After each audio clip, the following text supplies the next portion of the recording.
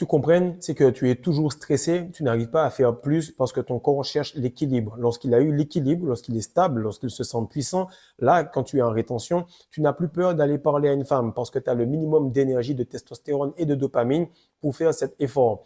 Lorsque le corps a retrouvé cet équilibre et que tu passes au next step, tu te rends compte que tu as moins faim. Et après, tu te rends compte que tu es plus excité par des fraises, des oranges ou de l'ananas plutôt qu'un bon fast-food. L'odeur de l'huile te paraît vraiment bizarre. Tu sens le pétrole dans l'huile. Tu remarques que réellement, lorsque tu ne manges pas de sucre, ben, tu as une meilleure énergie. Bref, tu commences à te rendre compte petit à petit que la rétention va te pousser et te pousser et te pousser à chaque fois qu'elle va taper un chakra.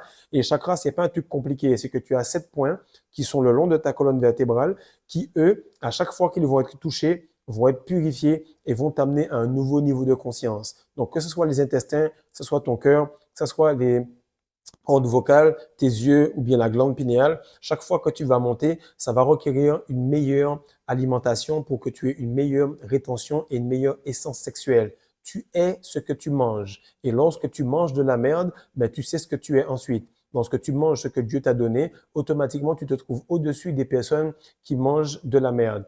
N'importe quel joueur qui est star d'une équipe a non seulement la rétention, ça c'est la base, et ça, il n'y a pas de temps, c'est son mode de vie. Et la deuxième chose, c'est que la nutrition.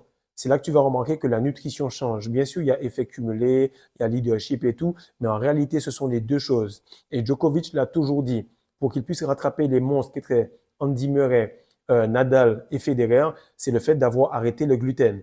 Tu le sais que pour faire le grand écart, il te faut des tendons souples, puissants, mais qui ne pètent pas lorsqu'ils sont vraiment étirés. Et c'est grâce à l'arrêt du gluten qu'il a pu se hisser au niveau top mondial.